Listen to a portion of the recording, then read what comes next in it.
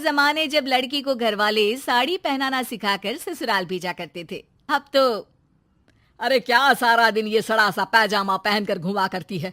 अरे कभी चुन्नी वाला सूट भी पहना कर। चुन्नी वाला सूट उसमें कौन सा बड़ा काम है। ये लो। राधा अंदर जाती है, पजामे के ऊपर ही कुर्ता और दुपट्टा डाल आती है। हैप्पी सासू माँ, अब तो पैजामे से कोई दिक्कत नहीं है ना। सास राधा को देखती है। हाँ कोई दिक्कत तो नहीं, लेकिन बहू तो बहू की तरह ही अच्छी लगती है ना। अरे बिंदी लिपस्टिक लगाया कर। अगले दिन राधा पजामे के ऊपर ऊंची सी साड़ी पहनकर तैयार होकर आती है। ससु माँ, चाय ले लीजिए। अरे राधा, ये क्या झोकर बनी हुई है। अरे साड़ी के नीचे से पजामा दिख रहा है। अरे तो कोई बात नहीं है ना ससु माँ, आप ही को तो बहू ऐसी चाहिए थी ना, बहू जैसी। अब मैं क्या करती। तभी वहां श्याम आ जाता है। अरे राधा, माँ के कहने का मतलब है कि साड़ी मतलब सिर्फ साड़ी।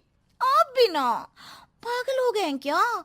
सिर्फ साड़ी तो सत्यम शिवम सुंदरम की जिन्नत अमान ने पहनी थी। अरे लोग देखते तो थे जी भर भर के, लेकिन आंखें बंद करके। कैसी बातें कर रहे हैं आप। अरे मोहल्ले वाले क्या कहेंगे ना। अरे बस बस श्याम, तू चुप हो जा। ये औरतों के बीच में मत बोला कर। वैसे भी तेरी बीवी को पढ़ाई लिखाई की सिवा आता क्या है। कल को सिर्फ साड़ी पहनकर निकल आई ना बाबा ना, हंगामा हो जाएगा। अरे बहू, वो कहना ये चाह रहा था कि नीचे ये तू जो पजामा सजा लेती है ना, वो नहीं पहनना है ना। राधा सास की बात सुनकर परेशान सी हो जाती है।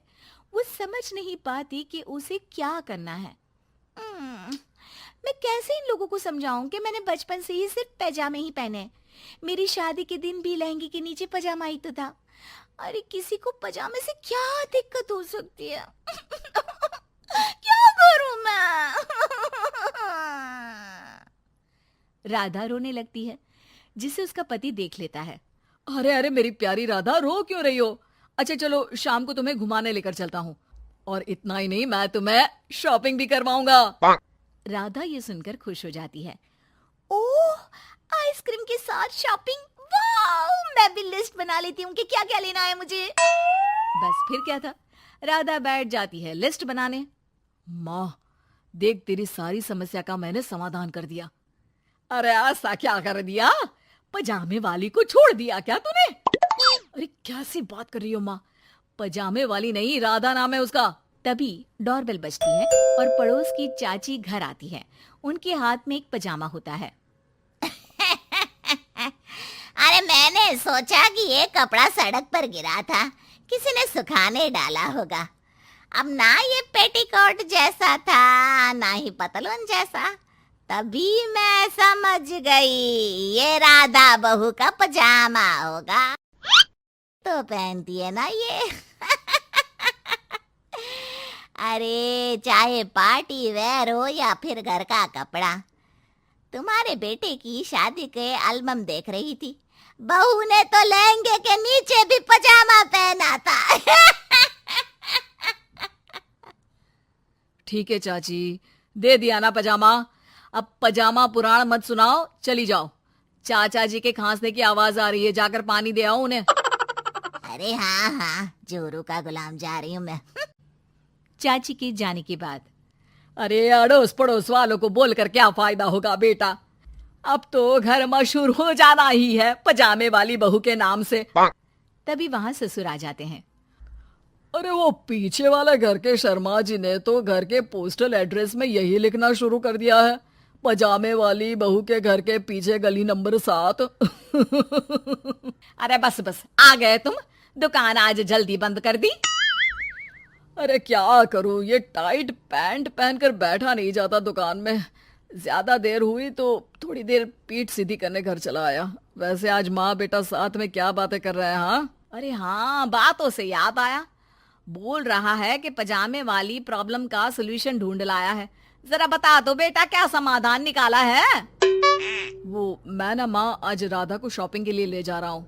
अरे बेटा क्या बात है, कितनी अच्छी बात है। हाँ माँ, इतना ही नहीं, वो तो पूरी लिस्ट तैयार कर रही है कि वो क्या क्या खरीदेगी। जब इतना खरीदेगी तो कुछ अलग तो पहनेगी ही ना। उधर राधा बाजार जाने के लिए पजामा टी शर्ट पहनकर तैयार हो जाती है। चलिए जी, मुझे काफी सामान लेना है। पति श्याम उसे बाजार ले जाता है, जहां राधा एक नहीं दो नहीं बल्कि 12 पजामे खरीदती है, वो भी अलग अलग रंगों के। और वो सारे पजामे लेकर घर आ जाती है। अरे आ गई बहू रानी, क्या लेकर आई हो? पिताजी ये देखिए, आपके लिए ये पजामा लेकर आई हूँ, प्योर खादी का है। पैंट लुक में इसे आप दुकान में भी पहनकर जा सकते हैं। और खुद के लिए ये 12 पजामे, हर रंग हर प्रिंट के। राधा अपने कमरे में चली जाती है, लेकिन सास सर पर हाथ रखकर बैठ जाती है।